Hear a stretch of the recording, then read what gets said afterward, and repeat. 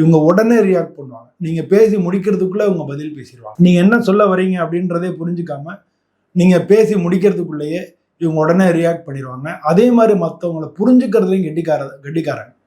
இன்னொருத்தவங்களை வந்து எதிராளிகளை ஈஸியா வந்து அண்டர்ஸ்டாண்ட் பண்ணிடுவாங்க. ரொம்ப ஏன்னா உங்களுக்கு 4வது வீட்டுக்கு அதிபதி சுகஸ்தானாதிபதி வந்து புதன், 7வது வீட்டு கலத்திரஸ்தானாதிபதியும் புதன்.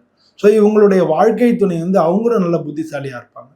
இவங்களுக்கு தொழில் ஸ்தானாதிபதி குருன்றதுனால இவங்க வந்து வாழ்க்கையில நல்ல வெற்றி அடையக்கூடியவங்களா இருப்பாங்க. ஒரு சில சமயங்கள் பிரச்சனைகள் வரும். ஏன்னா உங்க காலபுருஷத்தை 12வது வீடு, அடிக்கடி சுபகாரிய செலவினங்கள் வரும். நிறைய செலவு பண்ணிட்டு தடுமாறக்கூடியவங்களாகவும் இருப்பாங்க. ஏன்னா 11ஆம் இடத்துக்கும் 12ஆம் இடத்துக்கும் ரெண்டுக்குமே அதிபதி சனி பகவான்றதுனால ஒரு சில செலவு பண்றதுக்கு முன்னால இவங்க கொஞ்சம் யோசிக்கணும். இப்போ சேர்ப்பாங்க, ஃபுல்லா செலவு பண்ணிடுவாங்க, திரும்ப கஷ்டப்படுவாங்க, திரும்ப சேர்ப்பாங்க, திரும்ப செலவு பண்ணிடுவாங்க. இது வந்து உங்களுடைய வாழ்க்கையா இருக்கும். ஸோ அதனால வந்து இவங்க செலவு பண்ணும்போது டக்குன்னு யாருன்னு இதை கேட்டா கூட அவங்க கொடுத்துருவாங்க.